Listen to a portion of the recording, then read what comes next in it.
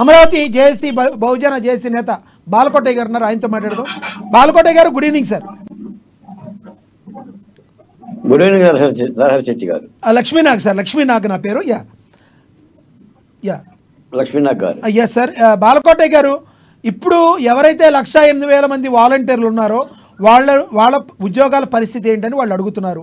ఇంకోటి, వైసీపీ వాళ్ళు మమ్మల్ని రాజీనామా చేయమంటేనే మేము చేసామంటున్నారు. ఇప్పుడు మన దగ్గరికి వచ్చిన ప్రతినిధిగా ఉన్న రేగడి లక్ష్మణరావు గారు అయితే మేము అందరినీ రాజీనామా చేయమన్నాం అసలు, మరి మిగతా వాళ్ళందరినీ కూడా మీరు 2,50,000 మంది మొత్తాన్ని తీసుకోవాలని బాధ్యత మీరు ఉందంటున్నారు. దీన్ని ఏ కోణంలో చూడాలి, ఎలా మాట్లాడతారు మీరు? లక్ష్మీనాగ్ గారు, ఈ వాలంటీర్లు ఎవరు, ఈ వాలంటీర్లు ఎలా వచ్చారు, ఎందుకు వచ్చారు, ఎవరు తెచ్చారు, ఇవన్నీ రాష్ట్ర ప్రజలకు తెలుసు కదా. వాలంటీర్లు అనేది ఒక రాజకీయ వ్యవస్థ. జగన్మోహన్ రెడ్డి గారి యొక్క మానస పుత్రిక. ఆయన తన రాజకీయ వ్యూహంలో భాగంగా వాలంటీర్ సిస్టాన్ని పెట్టుకొని ఒక్కొక్క వాలంటీర్కి 5,000 రూపాయల జీతం ఇచ్చి వాళ్ళ చేత ఊడిగం చేయించుకున్నారు. ఈ 9 రకాల నవరత్న పథకాలని ఇంటింటికి అందజేయటంలో భాగంగా వాళ్ళకి పనులు అప్పచెప్పినట్టుగానే మొత్తం 5 ఏళ్ళు వాళ్ళని వినియోగించుకున్నారు. తర్వాత వీళ్ళని ఎన్నికల యొక్క పద్ధతిలో కూడా తీసుకెళ్ళిపోయి ఎన్నికల ఏజెంట్లుగా కానీ ఎన్నికలకు సంబంధించిన విధులు నిర్వహించే విధంగా ప్లాన్ చేస్తే ఎన్నికల కమిషన్ అడ్డు చెప్పింది, ఇది ప్రతిపక్ష పార్టీలు ఇచ్చిన ఫిర్యాదుల మేరకు. దాంతో ఎన్నికల్లో పాల్గొవద్దని చెప్పి పక్కన పెట్టారు. పక్కన పెడితే ఏం చేయాలి, విధుల నుంచి పక్కన ఉండాలి. ఎన్నికలు పూర్తయిన తర్వాత వాళ్ళ ఉద్యోగాల వాళ్ళు చేసుకుంటారు.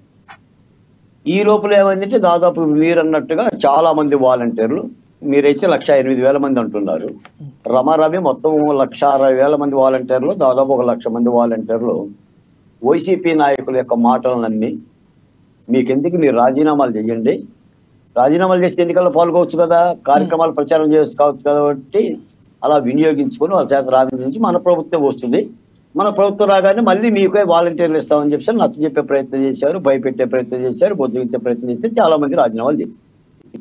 నేపథ్యంలో వీళ్ళందరూ వెళ్ళి మేము ఇలా రాజీనామాలు చేశామండి, మా ఉద్యోగాల పరిస్థితి ఏంటని చెప్పేసి అచ్చెన్నాయుడు గారిని అడిగారు. మిమ్మల్ని ఎవరు రాజీనామాలు చేయమన్నారు, ఒకవేళ మిమ్మల్ని రాజీనామాలు చేయమని ఎవరన్నా వెనక అని ఉంటే మిమ్మల్ని బలవంతం చేస్తే ముందు పోలీస్ స్టేషన్లో కేసులు పెట్టండి, నేను చూసుకుంటాను అని అన్నాడు. కాబట్టి నేనేం చెప్తున్నానంటే ఈ వాలంటీర్లందరూ కూడా నిరుపేద కులాలే, ఎస్సీలు, ఎస్టీలు, బీసీలు, మైనార్టీలు, 10వ తరగతి డిగ్రీ చేసి ఉద్యోగాలు లేక ఉపాధి అవకాశాలు లేక కేవలం 5,000 రూపాయలకే పనిచేస్తున్న వాళ్ళు, వీళ్ళందరికీ కూడా ప్రభుత్వం అయితే న్యాయం చేస్తుంది. నాకు తెలిసి ఎన్నికల ప్రచారంలో చంద్రబాబు నాయుడు గారు వాలంటీర్లందరినీ ఉంచుతాను, వాలంటీర్కి మరో 5,000 రూపాయలు వెరసి 10,000 రూపాయలు జీతం ఇచ్చానని ముఖ్యమంత్రి గారు చెప్పారు. ఆ ప్రక్రియ ఏదో జరుగుతుంది. వాలంటీర్లకైతే అన్యాయం జరగకూడదు. ఎందుకంటే పిచ్చుకు మీద బ్రహ్మాస్త్రాలు ప్రయోగించనక్కర్లా. పిచ్చుకు మీద ఏం 5,000 రూపాయలు ఉద్యోగస్తుల మీద ఏం ప్రయోగిస్తుంది ప్రభుత్వం. కాకపోతే అందులో ఎవరన్నా వైసీపీ పార్టీకి సంబంధించి సీరియస్ గా కరుడు గట్టిన ఉగ్రవాదుల్లాగా గత ప్రభుత్వంలో అరాచకాలకో లేదంటే ఇతర కార్యక్రమాలకు పాల్పడిన వాళ్ళు ఉంటే వాళ్ళని తీసేస్తారు, అందులో డౌట్ ఏం లేదు. నీ ఇంటికి నా ఇల్లు ఎంత దూరమో, నా ఇంటికి నీ ఇల్లు ఎంత దూరం అన్నట్టుగా రాష్ట్ర ప్రభుత్వం గత ప్రభుత్వం ఏది చేసిందో ఈ ప్రభుత్వం కూడా అదే చేస్తుంది. అది తప్పని కూడా నేను అనుకోను. కాబట్టి వాళ్ళ స్థానంలో మరొక వాలంటీర్లను పెట్టుకుంటారు. ఏదేమైనా సరే అంటే వాలంటీర్ల మీద ఒక ఉద్దేశపూర్వకమైన పద్ధతి కాకుండా ఉపాధి అవకాశాలు కలుగు చేసే విధంగానే వాళ్ళ పట్ల కనికరం చూపించాల్సింది తప్ప రాష్ట్ర ప్రభుత్వం వాళ్ళ మీద మనం ఇక్కడ బాలకోటయ్య గారు వచ్చేది కూడా ఏం లేదు. ఒక్క నిమిషం బాలకోటయ్య గారు, ఇక్కడ ఏంటంటే ఎవరైతే 1,08,000 మంది వాలంటీర్లు రాజీనామా చేశారో వాళ్ళు మమ్మల్ని వైసీపీ నేతలు బలవంతంగా చేయమని చెప్పారు కాబట్టి మేము చేశాము, కాబట్టి మమ్మల్ని విధుల్లోకి తీసుకోండి అంటున్నారు. ఇక్కడ ఉరుమురిమి మంగళం మీద పడినట్టుగా కాకుండా ఈ 1,08,000 మందిలో ఎవరైతే ఉన్నారో కరెక్ట్గా నిజాయితీగా ఉన్నారో, ఎవరి మీద అయితే కేసులు కానీ అలాంటివి లేవో మిగతా వాళ్ళందరినీ తీసుకోవచ్చు కదా. ఆల్రెడీ మీరు వాలంటీర్ వ్యవస్థని కంటిన్యూ చేస్తున్నారు, కాకపోతే వాళ్ళకంటూ కొన్ని పరిధులు పెట్టబోతున్నట్టున్నారు. అంతకుముందు వాలంటీర్ వ్యవస్థ చేసిన డ్యూటీకి ఇప్పుడు చేయబోయే డ్యూటీకి తేడా ఉండొచ్చు బహుశా, కానీ మిగతా వాళ్ళందరూ కూడా తీసుకుంటే సరిపోతుంది కదా. అంటే నాగ్ గారు ఇక్కడ మీరు అర్థం చేసుకోండి, వాళ్ళు చెప్పగానే వీళ్ళు రాజీనామాలు చేశారంటే అర్థం ఏంటి? అర్థం ఏంటి సార్? అంటే రాజకీయ కార్యక్రమంలో పాల్గొన్నారనే అర్థం. మీరే చెప్పారు కదా సార్, సామధాన పేద దండోపాయాలు ఉపయోగించారని. కాదండి, ఇప్పుడు వాళ్ళు చెప్పగానే వాలంటీర్ రాజీనామా చేశారంటే జగన్మోహన్ రెడ్డి గారిని గెలిపించాలి, ఆయన కార్యక్రమాలు పాల్గొవాలనే ఉద్దేశం ఉంటేనే కదా రాజీనామా చేసేది. నిజంగా రాజకీయ ఆలోచన లేకపోతే ఆడి మాటలు వినడు కదా, అది అచ్చెన్నాయుడు గారికి అర్థమైంది.